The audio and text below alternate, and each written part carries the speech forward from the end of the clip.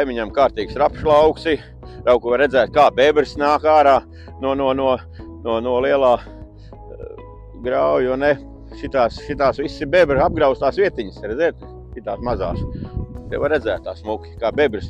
Ik pa 20 metriem bebrs ir nācis ārā. Tā no sākuma liekas, ka briedis tas ir. Nē, tas ir bebrs nācis ārā. Un te 400 metrus uz priekšu, es kā 4 reizes 2 mēnešu laikā es bebru aizsprosts jaucis ārā, bet te bebra aizsprostiem akali.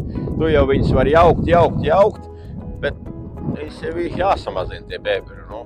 Kanālos viņiem nav ko dzīvot, kanālos. Lai viņi lielās upēs dzīvo, purvos dzīvo, lai dzīvo.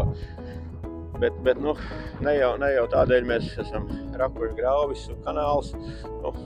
Bebrs aizstāja ciet un tā viss tā.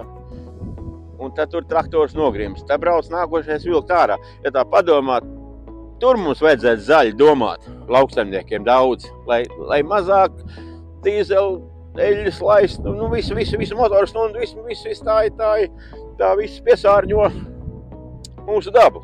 Jā, tā ir tā, lai mazāks to lauks traktors atrodas, lai ātri izdara un viss.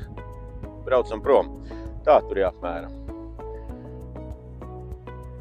Pēc kā, diezgan daudz jāsēja vēl pēc skatu pavasarī, tā kā viss jau nav apsēts vēl ziemājiem, ne? Bet šogad, ja tā turpināsies, tā jau ziemā izdzīvos. Problēma šogad ir tāda. 3.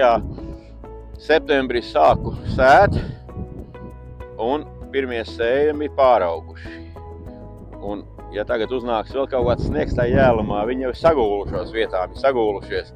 Un tad atkal tu nevar zināt, tāpēc tās ecēšas darbi niekšā un jāmēģina tam ecēšam kaut ko glābt. Tā apmēram ir.